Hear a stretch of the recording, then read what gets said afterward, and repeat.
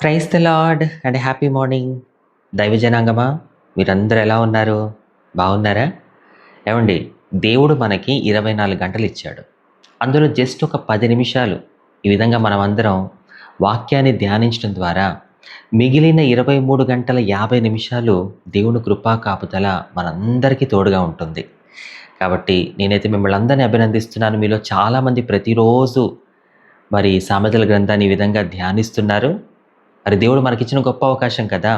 ఇప్పుడున్న బిజీ లైఫ్లో బైబిల్ తెరిచి చదివి ధ్యానించేంత సమయం చాలామందికి ఉండట్లేదు. కనుక ఇలా వింటూ ధ్యానించే భాగ్యం దేవుడు మనకిచ్చాడు. కనుక ఈ వీడియోని అనేకులకు షేర్ చేసి వాళ్ళు కూడా మనలాగే దేవుడి వాక్యాన్ని ధ్యానిస్తూ వాళ్ళ డేని స్టార్ట్ చేసేలా మనం వాళ్ళని ఎంకరేజ్ చేద్దాం. అండ్ మీ ప్రేయర్ రిక్వెస్ట్లు ఏమన్నా ఉంటే కామెంట్ బాక్స్లో తెలియచేయండి. నేను ప్రతిరోజు మీకోసం ప్రార్థన చేస్తున్నాను. తప్పకుండా దేవుడు మీ యొక్క ప్రతి అవసరత తీరుస్తాడు, మీకు తోడుగా ఉంటాడు. అండ్ లాస్ట్లో నేను క్వశ్చన్ అడుగుతాను, తెలుసు కదా. మరి ఈరోజు ఆ క్వశ్చన్కి మీరు ఎవరు ఆన్సర్ చేస్తారో చూద్దాం. అండ్ చివరిలో మీ అందరి కోసం ఖచ్చితంగా ప్రార్థన చేస్తాను. ఆ ప్రార్థనలో ఏకీభవించండి. మరి ఇంకా ఆలస్యం చేయకుండా సామెతలతో సమస్త జ్ఞానాన్ని సంపాదించుకుందాం. పదండి. ఈరోజు మనం ధ్యానించబోయే అధ్యాయం సామెతల గ్రంథం 22వ అధ్యాయం. గొప్ప ఐశ్వర్యము కంటే మంచి పేరును, వెండి బంగారముల కంటే దయయు కోరదగినవి. ఐశ్వర్యవంతులను దరిద్రులను కలిసి ఉందురు, వారందరినీ కలుగజేసిన వాడు యెహోవాయే. బుద్ధిమంతుడు అపాయము వచ్చుట చూచి దాగును, జ్ఞానము లేని వారు యోచింపక ఆపదలో పడుదురు. యెహోవాయందు భయభక్తులు కలిగి ఉండుట వినయమునకు ప్రతిఫలము. ఐశ్వర్యమును ఘనతయు జీవమును దాని వలన కలుగును. ముండ్లును ఉరులును మూర్ఖుల మార్గములో ఉన్నవి, తన్ను కాపాడుకొనువాడు వాటికి దూరముగా ఉండును. బాలుడు నడవవలసిన త్రోవను వానికి నేర్పుము, వాడు పెద్దవాడైనప్పుడు దాని నుండి తొలగిపోడు. ఐశ్వర్యవంతుడు బీదల మీద ప్రభుత్వము చేయును, అప్పు చేయువాడు అప్పిచ్చిన వానికి దాసుడు. దౌష్ట్యమును విత్తువాడు కీడును కోయును, వాని క్రోధమను దండము కాలిపోవును. దయాదృష్టి గలవాడు తన ఆహారములో కొంత దరిద్రునికిచ్చును, అట్టివాడు దీవెన నొందును. తిరస్కార బుద్ధి గలవాణి తోలివేసిన ఎడల కలహములు మానును. పోరు తీరి అవమానము మానిపోవును. హృదయ శుద్ధిని ప్రేమించుచు దయగల మాటలు పలుకువానికి రాజు స్నేహితుడగును.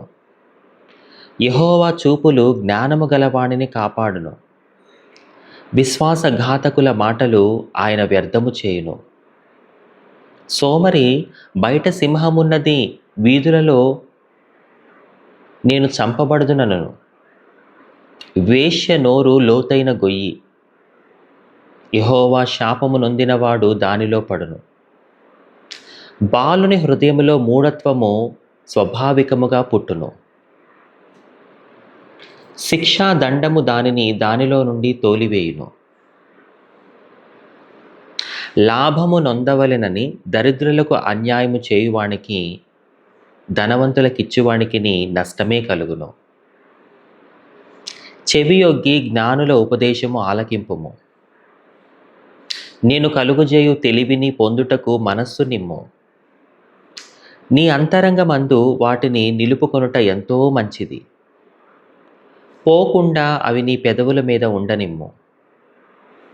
నీవు యెహోవాను ఆశ్రయించున్నట్లు నీకే కదా నేను ఈ దినమున వీటిని ఉపదేశించి ఉన్నాను. నిన్ను పంపు వారికి నీవు సత్యవాక్యములతో ప్రత్యుత్తరం ఇచ్చినట్లు సత్య ప్రమాణము నీకు తెలియజేయుటకై ఆలోచనయు తెలివియు గల శ్రేష్టమైన సామెతలు నేను నీ కొరకు రచించి తిని. దరిద్రుడని దరిద్రుని దోచుకొనవద్దు, గుమ్మమునొద్ద దీనులను బాధపరచవద్దు. యెహోవా వారి పక్షమున వ్యాజ్యమాడును, ఆయన వారిని దోచుకుని వారి ప్రాణమును దోచుకొనును. కోపచిత్తునితో సహవాసము చేయకుము, క్రోధము గల వానితో పరిచయము కలిగి ఉండకుము. నీవు వాని మార్గములను అనుసరించి నీ ప్రాణమునకు ఉరి తెచ్చుకుందువేమో. చేతిలో చెయ్యి వేయు వారితోనూ అప్పులకు పూటబడు వారితోనూ చేరకుము. చెల్లించుటకు నీ యొద్ద ఏమీయూ లేకపోగా వాడు నీ క్రింద నుండి నీ పరుపు తీసుకొని పోనేలా? నీ పితరులు వేసిన పురాతనమైన పొలిమేర రాతిని నీవు తీసివేయకూడదు. తన పనిలో నిపుణత గలవాడిని చూచితివా? అల్పులైన వారి ఎదుట కాదు, వాడు రాజుల ఎదుటనే నిలుచును. దేవుడు ఈ మాటల్ని మన హృదయంలో భద్రపరచునుగాక. Let's pray. అందరం ప్రార్థన చేసుకుందాం. ప్రార్థనలు ఏకీభవించండి. మహాపరిశుద్ధుడు అయిన యేసయ్య, నిన్నటి దినాన మేము చేసిన తప్పులన్నీ క్షమించి మమ్మల్ని ప్రేమిస్తూ, మమ్మల్ని నమ్ముతూ, మమ్మల్ని అర్థం చేసుకుంటూ, మమ్మల్ని సహిస్తూ, భరిస్తూ నాయన ఈ నూతన దినాన్ని మాకు బహుమానంగా ఇచ్చినందుకు నీకు వందనాలు. అయ్యా, ఏ నమ్మకమైతే మా మీద ఉంచి ఈ దినాన్ని మాకు ఇచ్చావో ఆ నమ్మకానికి తగిన విధంగా ఈరోజంతా మేము జీవించే కృప దయచేయండి. నువ్వు మాకు ఇచ్చిన గొప్ప భాగ్యం ఏంటంటే మా డేని నీ వాక్యాన్ని ధ్యానిస్తూ స్టార్ట్ చేయడం. దానివల్ల నువ్వు మాకు తోడుగా ఉంటావు, నీ కృప తోడుగా ఉంటుంది, నీ కృప మా చుట్టూ కంచెవలే కాపు ఉంటుందని మేము బలంగా నమ్ముతున్నామయ్యా. నమ్ముట నీ వలనైతే నమ్మువానికి సమస్తము సాధ్యమే అన్నావు. కాబట్టి ఈరోజంతా మాకు తోడుగా ఉండయ్యా. అపవాదిని జయించాలి అంటే మా శక్తితో అది సాధ్యమయ్యేది కాదు నాయన.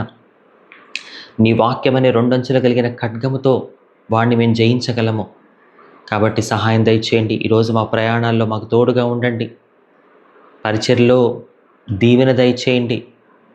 ఎవరైనా ప్రయత్నాలు చేస్తూ ఉంటే వాళ్ళ ప్రయత్నాలు నీ చిత్తమైతే సఫలీకృతం అవడానికి మీరు మార్గాలు తెరవండి అయ్యా. ప్రతి ఒక్క విషయంలో మీ కృపా కాపుదల తోడుగా ఉంచండి. ఎవరైతే ఆఫీసులకు వెళ్తున్నారో, కాలేజెస్కి వెళ్తున్నారో, స్కూల్స్కి వెళ్తున్నారో క్షేమాన్ని వాళ్ళకి దయచేయండి నాయన. ఎంత జాగ్రత్తగా వాళ్ళ ఇంట్లోంచి బయట అడుగు పెడుతున్నారు, తిరిగి అంతే జాగ్రత్తగా సాయంత్రం తిరిగి వారి వారి గృహాలకు క్షేమంగా చేర్చమని ప్రార్థిస్తూ ఉన్నాము. అలాగే ఈరోజు ఎవరైతే మరి పుట్టినరోజులు, పెళ్లి రోజులు చేసుకుంటున్నారో యేసయ్యా, నువ్వు వాళ్ళకి ఇచ్చిన ఒక నూతన సంవత్సర దయాకిరీటానికే నీకు వందనాలు. ఈ సంవత్సరం అంతా ఆరోగ్యాన్ని ఇవ్వండి, ఆయుష్నివ్వండి, నీ కృపను వాళ్ళకి తోడుగా ఉంచండి తండ్రి. నీ కొరకు గొప్ప సాక్షిగా వాళ్ళని వాడుకోండి నాయన. ఈరోజంతా మీ కృపా కాపుదల మా అందరికీ తోడుగా ఉంచమని, ఏం జరుగుతున్నా మేము భయపడకూడదు నాయన. అయ్యా, నువ్వు బైబిల్లో 366 సార్లు భయపడొద్దని చెప్పావు. అంటే ప్రతిరోజు భయపడొద్దని మాకు చెప్తూనే ఉన్నావు. నువ్వే మమ్మల్ని భయపడొద్దు అన్నప్పుడు మేము దేనికి భయపడాలయ్యా? సర్వలోకాన్ని సృష్టించిన సృష్టికర్త నువ్వే మాకింత ధైర్యాన్ని ఇస్తుంటే మేము ఎందుకు భయపడతామయ్యా? మొండిగా ధైర్యంతో, రోషంతో ముందుకు సాగే కృప మా అందరికీ దయచేయమని మమ్మల్ని అందరినీ నీ చేతులకు అప్పగిస్తూ యేసయ్య నామంలో వేడుకొంచున్నాము తండ్రి. ఆమేన్. చాలా సంతోషమండి. నాకైతే చాలా హ్యాపీగా ఉంది. లాస్ట్ 22 డేస్గా మరి ప్రతిరోజు ఒక్కడే కూడా మిస్ అవ్వకుండా మరి ఇలా సామెతల గ్రంథాన్ని ధ్యానిస్తున్నాము. మరి మీరు రెగ్యులర్గా 22 డేస్ నుంచి నేను కూడా ఒక్కడే కూడా మిస్ అవ్వకుండా సామెతల గ్రంథాన్ని ధ్యానిస్తున్నాను అన్నవాళ్ళు ఎవరైనా ఉంటే కామెంట్ బాక్స్లో తెలియచేయండి. అది నేను చదువుతాను. మిమ్మల్ని బట్టి నేను దేవుని ఎంతగానో స్తుతిస్తాను. ఎందుకంటే దేవుడి విషయంలో చాలా డిసిప్లిన్గా ఉండడం అది చాలా ఆశీర్వాదం. అండ్ ఇప్పుడు క్వశ్చన్ టైం కదా. మీ అందరికీ ప్రశ్న. ఇప్పుడు నేను కొత్త వాళ్ళు ఎవరైనా ఉంటే వాళ్ళ కోసం చెప్తున్నాను. ఇప్పుడు మనం చదువుకున్న ఈ అధ్యాయంలో నేను ఒక వచనాన్ని చదువుతాను. అది ఎన్నో వచనమో మీరు కామెంట్ బాక్స్లో తెలియచేయండి. తన పనిలో నిపుణత గల వాడిని చూచితివా? అల్పులైన వారి ఎదుట కాదు, వాడు రాజుల ఎదుటనే నిలుచును. ఇది ఎన్నో వచనమో కామెంట్ బాక్స్లో మీ ఆన్సర్ని తెలియచేయండి. మరి ఇలాగే ప్రతిరోజు దేవుని వాక్యంతో మన దినాన్ని స్టార్ట్ చేద్దాము.